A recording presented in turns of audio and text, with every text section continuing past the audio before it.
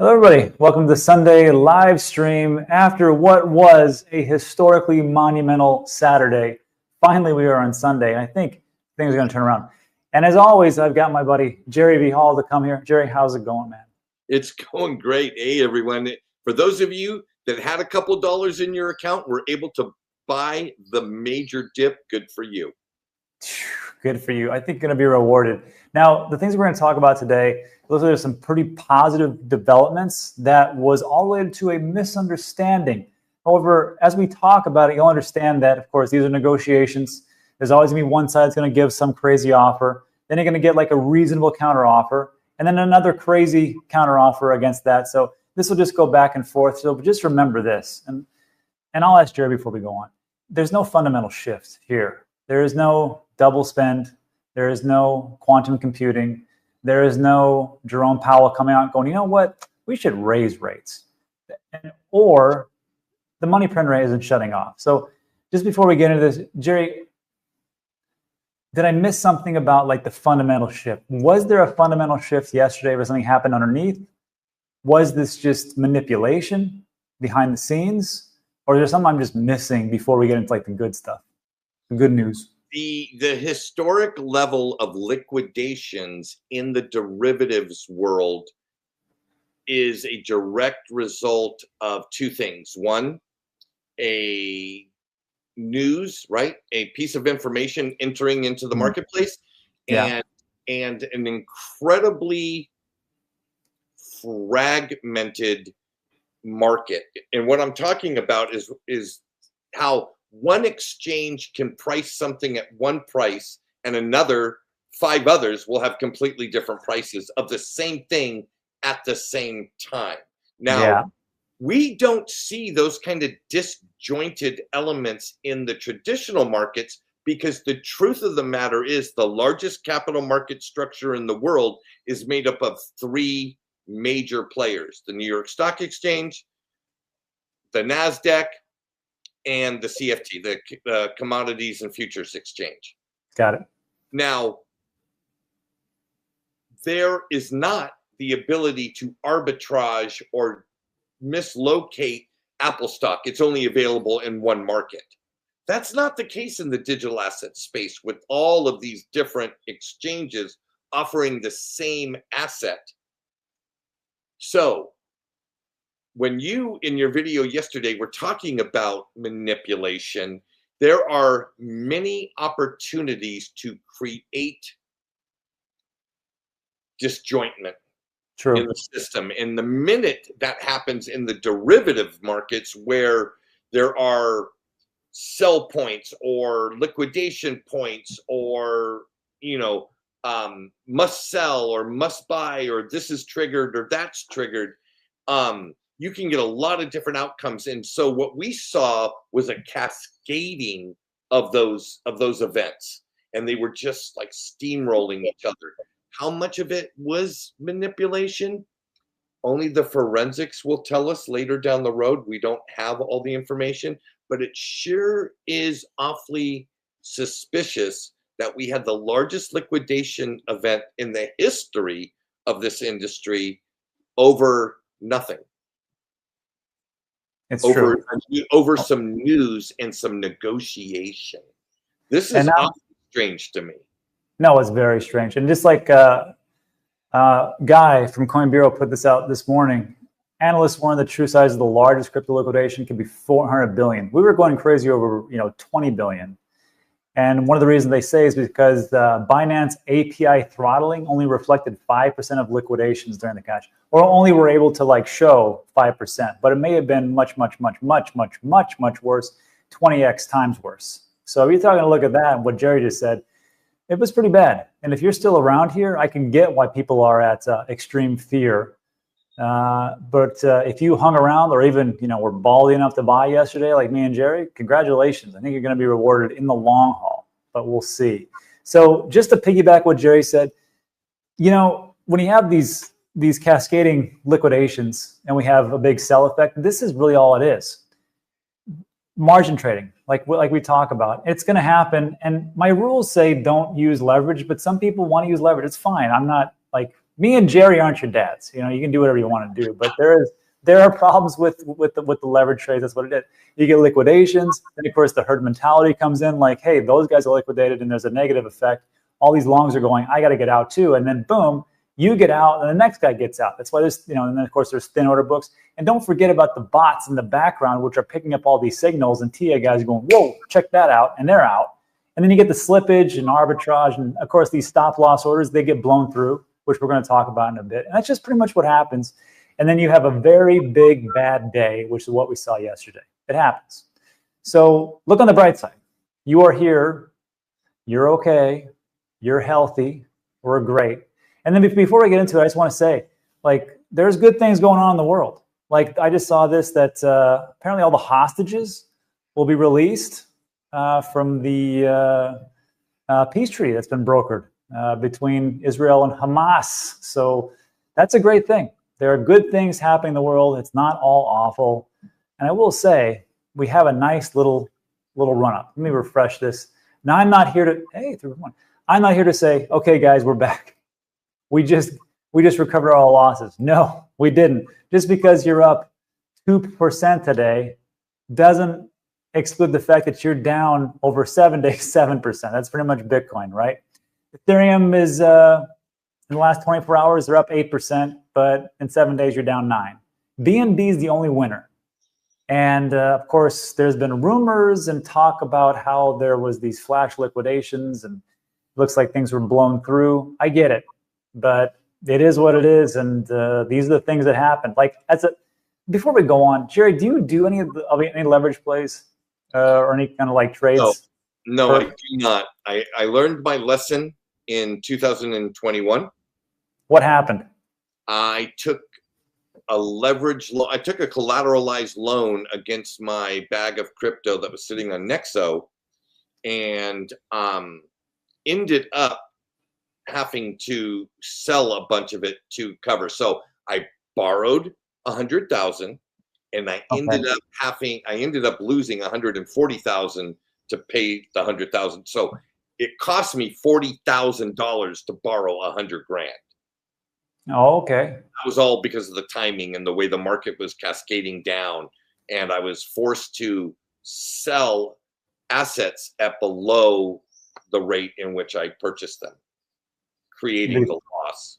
Well, that's not too bad. That's not too bad. I mean, it could have been worse. I could have been in the thing. But I'll tell you what I learned from that. What I learned from that is our market is not mature enough to be using these digital assets as collateral, as opposed to using real estate for a mortgage, right? That to me to be the only reasonable leverage somebody should take if they want to literally be assured that they're not going to get pulled by some outside market condition.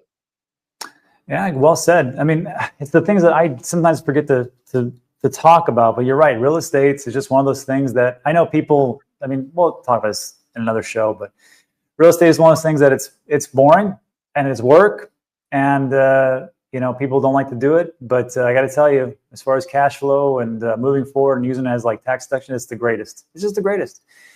But here's what we have: the safest leverage. Safest leverage you can possibly play. Yeah, you're going to collateralize a loan, collateralize it with real estate. Yeah, right? Rates are pretty. It's marked to market one time. Yeah. At the underwriting of the loan, its price and its value is established, and regardless of what's going on in the stock market, that price that your loan was based off of, the value of the real estate at the time of the issuance, it does not change. Underwriters do not go back and change and mark to market the price of the real estate at any given day, which we do constantly in the digital asset space or portfolio management space. Yeah, there's no margin calls on your house. So no, that's it. So anyhow, I just want to give a shout out to all Zcash holders. You guys are crushing it. Congratulations. 476%, almost 500% up in 3 months. So congratulations. I'm not one of them. What fundamentally happened with Zcash that that this is occurring? Did Zcash broker some incredible deal with the country of Mongolia or something? I mean, what's happening with Zcash? This is a good question for the audience. Everybody, let me know exactly all the different things. I know there was some announcements and some partnerships and people were going crazy and that's great, but what else is going on with Zcash? Because 500% is pretty ridiculous. I'm sure people know the intricacies. So I'll leave that to the audience and we'll talk about that. But let's get to the good stuff, Jerry, which I think is for everybody, which is China. So this is from the Kobishi, I always say this wrong, Kobishi letter. And this is a misunderstanding, apparently. Now, a couple of days ago, China came out and said, look, we have these 5 rare earth metals, and there's going to be more regulations onto them. We're going to deny a lot of them being shipped off. We're not going to export them. There's going to be a lot of red tape, and we're going to deny. And you're not going to have access to these precious rare earth metals. And of course, in response to that, Donald Trump said, hey, I'm going to tax the tar out of you guys. It's not 145% like we talked about 3 or 4 months ago. This is going to be 100% tariff tax, import tax. And people lost their minds. And of course, that's one of the reasons I think yesterday we had a big, huge drop off. But now apparently China is saying, no, sorry, it's a misunderstanding. The recent change is not a full export ban, meaning they're going to be able to ship out these rare earth metals and people are able to receive them and use them for the things they need, GPU processing power and all the different things that are out there. Applications that meet regulations will be approved. They're willing to engage in deeper dialogue, of course, with the United States and President Trump and his administration. They're going to look for global industrial and supply chain stability. Relevant impact of export controls is very limited. Calls this a necessary defensive action. So all this is very positive. We haven't heard a response back from Trump and Trump administration. Trust me, I take a look at Truth Social and it's not there yet, but it's coming. But remember what I talked about in the very beginning. Negotiations. You're going to get some crazy offer and you're going to get some counter offer. You're going to get another crazy counter offer and back and forth. And this is what's happening. So China still has to show strength. So at the very end, they said China adds that they will take measures if the U.S. persists in raising tariffs. So don't worry about that because I'm sure magically Presidente Trump will say, you know what? We'll go back to the old tariffs. Sorry about that. What do you think, Jerry? I think Mr. Trump believes he is a master negotiator. Mm-hmm.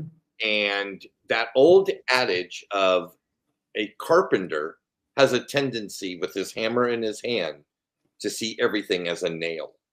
Sure. And I think that's a lot of the context that Trump is holding. He fancies himself quite the deal maker. And we know that these rare earth metals, what we're really talking about are the components for processing chips and batteries, which are the 2 largest entities going into all of these new technologies, right? AI doesn't run without processing chips. And we know we have to store energy, whether this energy is being generated by water, wind, or the sun. We need new and better storage mechanisms for that energy. And so, yeah, these technologies, they need it. In the United States is at the forefront of those industries. Yeah, exactly. So we need these, and that's why I think Trump said, hey, this is what I'm going to say. Instead of saying, you know what, let's just hold off. Let's see if this is real. And then they didn't, and then these things happened. Now, am I going to sit here and blame President Trump for all the liquidations? No. I'm going to sit here and say, you know what, there's a lot of parties involved, and the exchanges that the people that used are massively involved. And Dubsky says, actually, Rob, Trump put out a truth. You should go to it. So I've been looking at Truth Social. This is the old one he talked about, where he said that he's going to be raising 100%, where he says, it has just been learned that China has taken an extraordinarily aggressive position on trade and sending an extremely hostile letter to the world, blah, blah, blah, blah. Tariff of 100% on China over and above any tariff that they're currently paying. So that's what he talked about. And this was yesterday. Now, as far as like today, let's see. Oh, look at that. He was right. 31 minutes ago. Look at this. Don't worry about China. It will all be fine. Highly respected President Xi just had a bad moment. He doesn't want depression for his country, and why the USA wants to help China, not her. Well, there you go, Jerry. Congratulations, everybody. Bull runs back on. And that's it for today. If you like today's video, give it a thumbs up. Consider subscribing. Having me talk about his times. I'm just kidding. All right. Thanks, Dubsky. I appreciate it. So we'll see what this is. And then, of course, people will say, well, that's not good enough. We want this and this and this. Look, one of the big reasons was yesterday was because of that. We'll see how it all works out. I think it's good. I think, again, nothing fundamentally has changed. We're all in the same place. We still have M2 money supply getting printed. We still have rates that are going down. We are still in Q4 of the season, which historically speaking, October, November, December are some of the best months for the crypto market, especially the post-halving year. That is not only for Bitcoin, that is for altcoins. So if historically we're speaking and we're in that macro alignment where things are going pretty good, I think we're in the right place at the right time. So Jerry, before we go on and we talk about how crazy yesterday was and some manipulation, what else do you think? As far as like the fundamentals. So let's take a look at the timing of this, right? So the official market closes on Friday and this whole thing starts. Interesting that this starts right as the capital market for the Western world closes down. What's still open? The international digital asset market, right? So we take the hit. Interesting, you just saw 38 minutes ago, President Trump, hey, much to do and everything's fine. Hey, watch bro, sorry. Open business tomorrow, right? Yeah.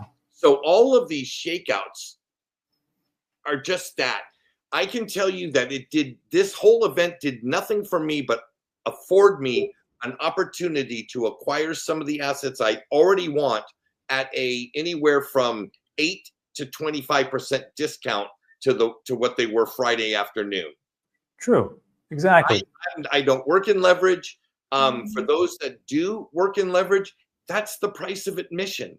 You don't get the big jumps or gains without the risk of taking the huge loss. It's just the way of the world.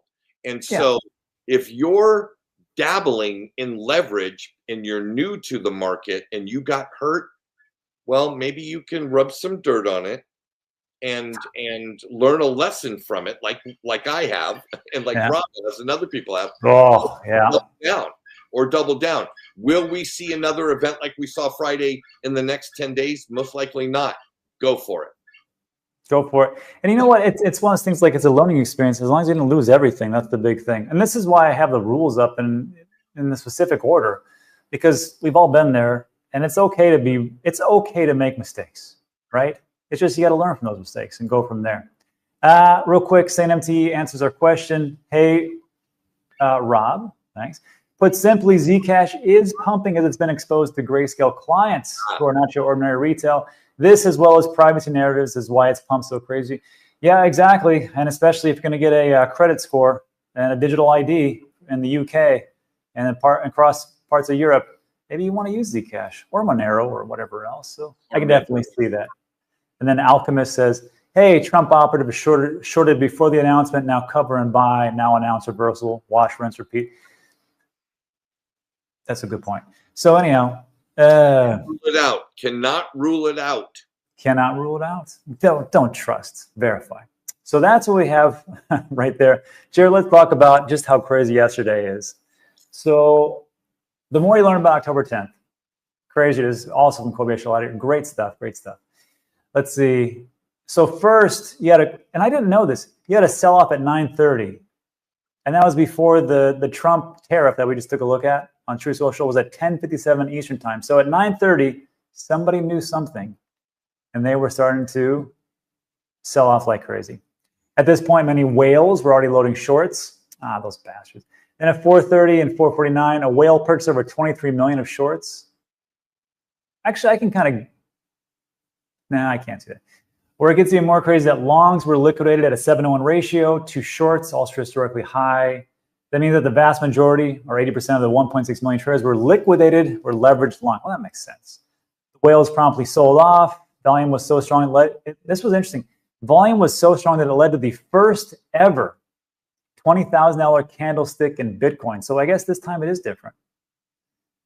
A 380 billion drop in market cap before a V-shaped bottom as shorts were disclosed. And like I said, guy comes out and tells us, you know what? It's not 2 billion or 20 billion. It's actually 400 billion potentially.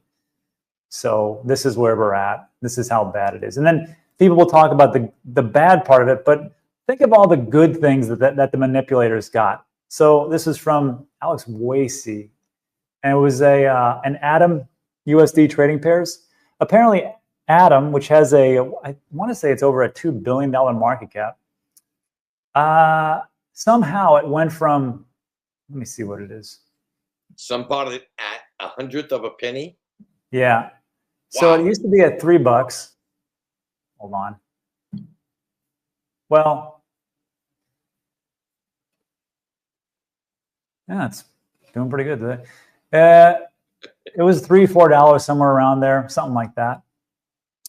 And where'd it go? This one. And then there was a flash crash to a fraction of a penny, and someone picked it up at a fraction of a penny, and they made 284,000 profit in minutes. I don't know how much they bought. I don't know if that's even true, but that's what we have as far as somebody. So whoever did that knew what was happening in the background. So congratulations to those manipulated sons of guns. And then lastly, before I get to Jerry, this is a good question. This is from Nick over at Coin Bureau. And this is something to think about as we are hoping that retail comes in. Imagine you're retail, you're sitting on the sidelines, and you think about, hey, I heard this, crypto is doing pretty good, and Bitcoin's hitting all-time highs, and even this presidential administration is behind it, and it's looking good. And then you just witnessed that nonsense that was yesterday, where everybody just got liquidated like crazy, and you'd see like Nick says, 50% or more. How many retail is going to come into that? I mean, seriously. I'm just wondering, because maybe when I say there's no fundamental shift, maybe I was wrong. Maybe there is. What do you got, Jerry? It's only the degens. Yeah. Only the degens. Volatility is scary. Well, this is true. This is all true. But I look at that and I think, like, for the next, there's two ways to look at it. There's one that there's going to be rational investors that say, I will never do that, right? But the good news is that most people that are in crypto are irrational, or at least some. And I think people will still get into the gambling aspect like you talk about, Jerry. The degens will do it. And I think that even though as bad as that was, they'll still be like, well, there was a flash crash. It happened because of this. But look at the recourse. If we go up and hit all-time highs in a week, you know what the story will be then? You got to get into crypto now, because look how much you made in a week. It went up 180%. So we'll see how that all plays out. And then lastly, before we get into a little Q&A, leverage. I just had to talk about this. I keep seeing a bunch of these posts on X, and it's stuff like Wang. I don't know what he does, but he had $9 million. If you had $9 million, here's my question. Would you put it all in on even if it's like 2x leverage or something like that, where your margins get shrank? Would you do it? Because I know when we talk about this, and this guy just says he lost $9 million and feels like ripping out my wounds and bleeding. You see the wins, the internet calls, but you really see what happens when the market humbles you. So on and so forth. And then there's his shot. ROI and volume, account value. Well, he didn't lose it all. Wow. Negative $9 million. So I guess the account value was 5. Oh, congratulations, he lost a ton of money. But I'm questioning, I guess if it's not everything, but why would you do that? Why would you put all that into it and just think, maybe it's because people expect Q4 to be so awesome, and all this talk about extended cycles and super cycles and the business cycle that's only going to go up, that they're like, okay, well, maybe we'll go down 10%, maybe 15, but no one's expecting 40, 50, 60% drawdowns. And here we are, which makes the story all that more suspect, because if you have that much of a reduction in price, all those liquidations, you know who made money on those liquidations? Oh my, it was the exchanges. That's it for that piece. Jerry, that's a lot to take in, but just kind of break that down piece by piece. Like, what do you think about people doing leverage? What do you think about people going this route? It's a whole different demographic. Those who are dealing with millions of dollars in leverage, it's a completely different demographic than our audience, right? Our audience are folks like us. Most of us, building our portfolios through sweat and months and months into years and years of this deal. That's a completely different market participant. That tweet that you posted. If anybody is taking their life savings and using leverage in a hopes to escape poverty, please come back to earth. That is a horrible strategy. Very few people win. Just like all of these incredible trading opportunities that you see, I'm telling you, very few traders are profitable. Most traders in their career within 3 years, because they've gone broke, they have to go get a real job. True. So just know the odds are against you to become insanely wealthy on leverage or to trade your way to prosperity. Yeah, very well said. Trade. I've met a lot of traders. Some do pretty well, but majority just don't, and that's pretty much how it is. And that's why, like yesterday, like I got some comments afterwards, like, Rob, you seem pretty calm. Well, I'm just spot. I just buy spot and sit on it and wait for it. Days like today are like a godsend. I look at, there's no fundamental change, so I'm going to buy. Like I've been doing the last 3 years in the bear market. So anyhow, that's it for today, everybody. Jerry, I'm glad you came by, because I think like this day was a reset day. It's good to kind of get those, flush out the negativity and bring a little more positivity, because I think we are where we're supposed to be. And that's it. So I think, can I add just a real quick caveat to that? I think people should really take a hard look at what we're going to see in the capital markets starting tomorrow morning. Oh, right? Yeah. Can you imagine? If there is backlash, right? If there is backlash and our New York Stock Exchange, our NASDAQ, our American Stock Exchange, our Commodities and Future Exchange, if these capital market structures, these homes of finance start to take a hit, then we may be able to start predicting with more certainty a greater impact from a Fed rate cut later in October, right? And I'm looking at these things, I'm thinking to myself, okay, the crypto market in isolation is one thing. If stuff systemically bleeds over into the capital market structure that the big boys are playing in, now we can start to think, okay, now influence gets put on Jerome. Does Jerome bring that lever from 0.25 to 0.5 to 0.75? I don't know, and I'm not speculating yet until I get to see what happens in the tickers tomorrow and Tuesday.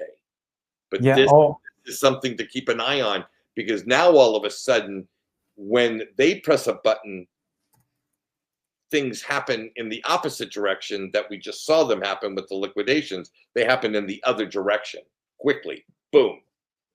Yeah. And then, exactly. And then as a reminder, I just thank you guys for reminding me. I forget about these holidays. Columbus Day is tomorrow, Monday, October 13th. No markets. No markets. Well, not in the States, but yeah, no markets tomorrow. So we get a nice little marination of 24 hours of people soaking in that Truth Social tweet to see what they can say. That's going to be fun. A little more marination. I love it. So we'll see. Okay. Okay. And then Jennifer Moffat says stocks are open. Are stocks open on Labor Day or Compass? Great. Let's get the data and see what's happening. Oh, okay. And now Yuko says stock market is open. I guess this is only for the banks. I know my bank's closed tomorrow. Only bonds are closed. CME is open. Well, see, now I take all that back. Damn it. Okay. Just not banks or USPS. Stock market is open. Okay. Stock market is open. See, look at that. Look at that. What a well-informed audience. Thank you, everyone. I got a lot of wrenches in there. A lot of smart people. I'm not going to say they're the best of all time, but I'm just saying my audience, the most fantastic. And the people say it's the best audience in YouTube. That's my best, Trump. It's better than guys, so okay. Okay. All right, everybody. So now we know we should be happy. Everything's good. Man, I cannot believe. I'm still flabbergasted on one thing, Jerry, which is the people that took their life yesterday. Oh. Imagine taking your life on a misunderstanding of a communication between China and Trump, and then also by the exchanges doing what they were doing. Just unbelievable. Sad days. Okay, everybody, if you got some questions, which I think we answered most of them. I think that's it. IQ track. At least we have Monday. All right. Bond market is closed. Bonds are closed. Stocks are open. And you know what? Let's just leave it here. Aristotle Plato said it great. Big thumbs up. That's it. Everybody, go enjoy Sunday. Get outside. I think you were looking at the charts too much anyhow. There's nothing to do. Your portfolio is going to go up as time goes on. So just relax and it's going to be okay. Jerry, thanks so much for stopping by yet again. And we'll see you guys on the next Sunday. Everybody, great weekend. Adios. Pura vida.